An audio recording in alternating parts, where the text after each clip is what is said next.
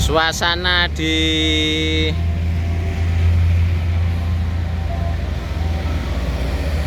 alun-alun ya, alun-alun I Gusti Ngurah Rai, Bali. Nih alun-alunnya.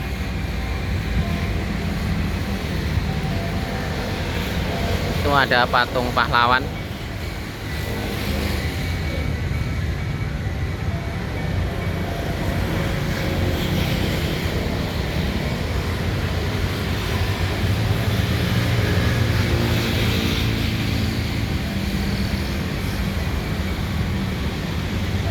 Di sana itu ada patung ya, patung kayak patung pahlawan yang dipahat di itu di bantaran patung. Ini Monumen Perjuangan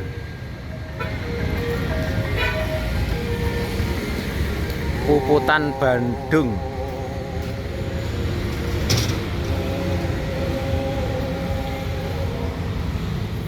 Di sini lengkap ya, sudah ada prasastinya juga. Di sini peresmian restorasi Monumen Perjuangan Puputan Bandung, Wali Kota Denpasar 14 November 2020. Baru ini ya, I Gusti Ngurah Jaya Negara SE. Baru ini. Bolo. Jadi di sini ini lengkap, sudah ada ini kayak lontar, kayak lontarnya ini juga ada di sini, juga sudah diterangkan ya, ini dalam bahasa Indonesia dan ini dalam sastra kuno atau bahasa Jawa. Di sini juga sudah ada lakon pewayangannya juga yang dipahat di sini. Ini berkeliling ya, ini ada maknanya sendiri-sendiri. Ini di sini ada ini 7 nahas. Ini keterangannya di sini nih. Keterangannya di sini. Nih, dan ini kronologi dan kejadiannya seperti ini bentuknya. Ini ceritanya, ini nahas pada sore harinya pasukan Belanda berhasil sampai di Puri Pemecutan. Dengan gagahnya Raja Pemecutan ditandu di atas jampana diiringi para brahmana, keluarga dan rakyatnya. Perperangan sengit menelan banyak korban di antara kedua pihak. Raja gugur dalam kemilau jempana. Puput bersama kesetiaan para pengiringnya menunjunjung darmaning kesatria, ngukuhin kepatutan. Tugas suci kesatria adalah meneguhkan kepatutan. Ini ceritanya, ini nih rajanya ini. Ceritanya rajanya ini tewas dalam peperangan. Ini terjungkal dari atas tandu ini. Ceritanya seperti ini ya. Dan ini ada lagi. Ini senyap dikira Meriam telah menggugurkan Bandung seutuhnya. Ternyata pasukan Bandung bersembunyi siap membentengi Puri. Terakhir pasukan Bandung menyergap pasukan Belanda yang menyusuri Tukat Bandung. Pimpinannya dibunuh di atas kuda saat mengarungi arus Tukat Bandung. Ini ceritanya, bolo. Ini ceritanya ini. Dan ini kepala Belandanya ini ditikam dari belakang ini ya, di atas kuda ini, dan ditikam sama kerisnya pejuang-pejuang Bali yang gagah berani ini ya. Kalau ini ceritanya seperti itu. Dan ini ada juga tanggal 20 September 1906 Raja Denpasar pasukannya bahkan barisan perempuan berbusana indah turun ke medan laga. Mereka dan anak-anaknya turut serta bertempur menyerbu pasukan Belanda, bergantian melempar uang dan perhiasan terbaiknya. Dalam sengitnya pertempuran menggenggam keris Singapraga dan jalak kadinding. Raja gugur tak kuasa menahan serbuan peluru, menandai runtuhnya Puri Denpasar. Ini bolo, ini bentuk perjuangannya pada nenek moyang kita dulu di Bali.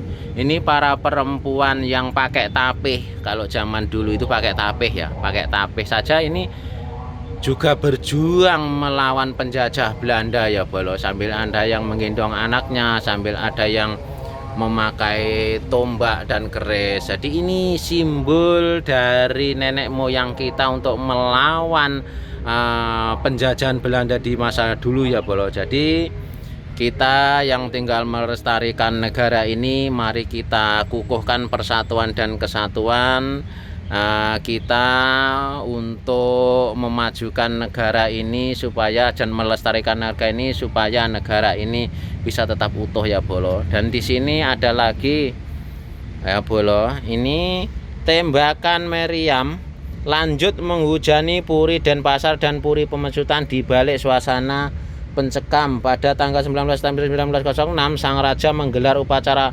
palebon kremasi kakanda dari Raja Bandung. Upacara itu menyiratkan makna belok kanan menuju Jalan Udayana. Salah satunya percikan tirta pengentas pada yang akan melakukan puputan hingga titik darah penghabisan. Ini ceritanya ini kayak lagi di Paseban gitu ya, di Paseban kayak Pamujan gitu. Ini cara menggelar ritual di saat mau melawan Belanda ya. Mungkin dia meminta petunjuk kepada Yang Maha Esa bagaimana caranya seperti itu ya. Di sini juga ada ini tokoh-tokoh yang sangat luar biasa ya bolo. Dan di sini ini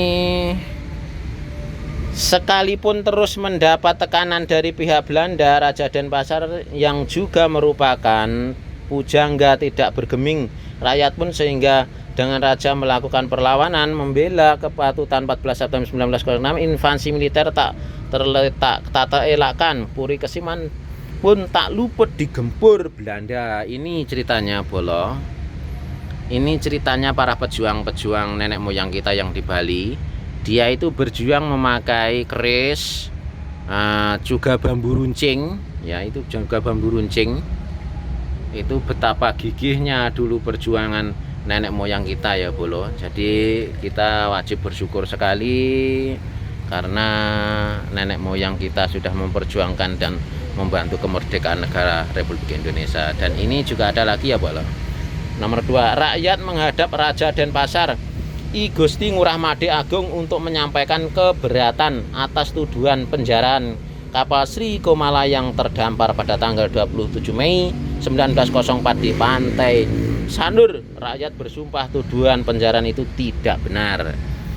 Jadi ini mungkin pada saat itu Belanda itu sedang memfitnah ya bolo, memfitnah rakyat Bali ini atau pasukan Bali ini, katanya menjarah kapal-kapalnya seperti itu. Tapi itu mungkin hanya taktik Belanda saja untuk mengadu domba sesama rakyat Bali ya bolo. Jadi intinya biar bertengkar gitu. Tapi mungkin karena kesaktian pada zaman itu para leluhur kita, jadi mungkin tidak mudah percaya dengan hasutan tersebut ya bolo. Jadi seperti itu ceritanya. Dan ini cerita yang ke-1 di bawah. Di bawah kekuasaan Tritunggal Pemecutan, Denpasar dan Kesiman, Kerajaan Bandung muncul sebagai salah satu kekuasaan yang terpandang di Bali. Sektor ekonomi geliat, kebudayaan hingga kekuatan pasukan perangnya menjadi penanda kemasyhuran Kerajaan Bandung, terbilang maju sebelum perang Puputan terjadi. Ini bolo. Ini yang pertamanya, ini sebelum perang terjadi ini bolo. Di sini awal mulanya juga damai dan para raja dan rakyatnya biasa mungkin pada zaman dulu itu menggelar semacam tarian-tarian gitu ya balo. Ini di singgasananya mungkin ya, di kerajaan mereka masing-masing. Begitulah ceritanya bolo, para nenek moyang kita dulu untuk berjuang membantu memerdekakan tanah kita tercinta Indonesia ini. Sampai jumpa lagi bolo.